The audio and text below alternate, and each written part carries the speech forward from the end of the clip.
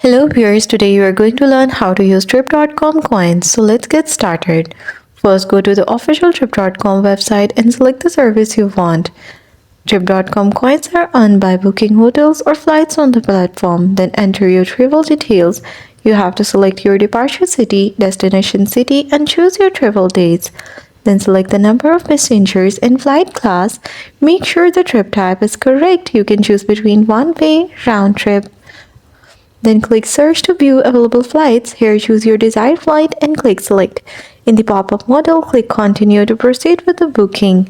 On the next page, click Next to finalize your booking. Here you will receive Trip.com coins for completing the booking. For example, you earn 25 coins for this booking. The coin value is 100 tip coins equals to $1 USD of future bookings. You can earn more coins by upgrading your membership. Use your accumulated trip coins to get discounts on future flights or hotel bookings. And that's all. Thanks for watching. Don't forget to like and subscribe.